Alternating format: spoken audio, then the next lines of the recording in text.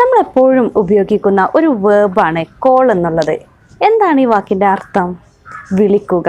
ഈ വാക്കിനെ നമുക്ക് എപ്പോഴും ഉപയോഗിക്കാൻ കഴിയുന്ന വ്യത്യസ്ത ടെൻസുകളിൽ പറഞ്ഞു നോക്കാം.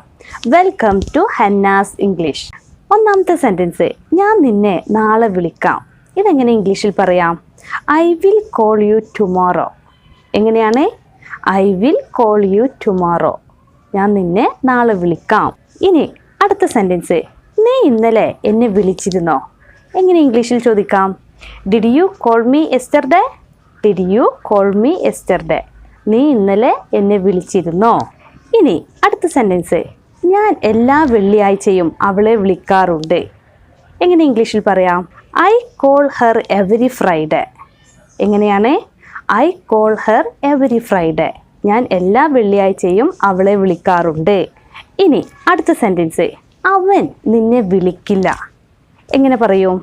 He will not call you. He will not call you. അവൻ നിന്നെ വിളിക്കില്ല. വിൽ നോട്ടിനെ ചുരുക്കിയിട്ട് വോണ്ട് എന്നും പറയാം. അതായത് ഹി വോണ്ട് കോൾ യു എന്നും പറയാം. ഇനി അടുത്ത സെൻറ്റൻസ്, ഞങ്ങൾ ഇന്നലെ നിന്നെ വിളിച്ചിരുന്നു. എങ്ങനെയാണ് പറയുന്നത്? We called you yesterday. We called you yesterday. ഞങ്ങൾ ഇന്നലെ നിന്നെ വിളിച്ചിരുന്നു. ഇനി അടുത്ത സെൻറ്റൻസ് നോക്കൂ. അവർ ഞങ്ങളെ വിളിച്ചില്ല. എങ്ങനെ പറയാം? They did not call us. They did not call us. അവർ ഞങ്ങളെ വിളിച്ചില്ല. ഡിഡ് നോട്ടിന് ചുരുക്കിയിട്ട് ഡിഡിൻ്റ് എന്നും പറയാം. അതായത് ദേ ഡിഡിൻ്റ് കോൾ അസ് എന്നും പറയാം. അവർ ഞങ്ങളെ വിളിച്ചില്ല. ഇനി അടുത്ത സെൻറ്റൻസ്, നീ നിൻ്റെ മാതാപിതാക്കളെ വിളിക്കാറുണ്ടോ? എങ്ങനെ ചോദിക്കും?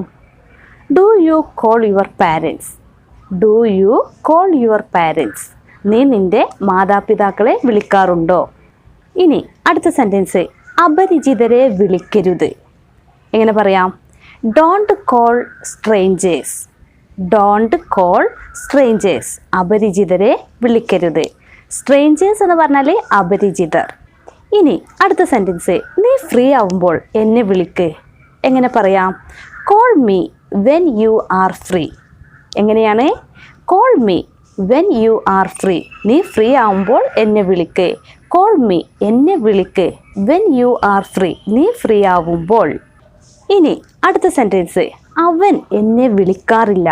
എങ്ങനെ പറയും? He does not call me. He does not call me. അവൻ എന്നെ വിളിക്കാറില്ല. ഡസ് നോട്ടിനെ ചുരുക്കി ഡസിൻ്റെ എന്നും പറയാം. അതായത് ഹീ ഡസിൻ്റ് കോൾ മീ എന്നും പറയാം. അവൻ എന്നെ വിളിക്കാറില്ല.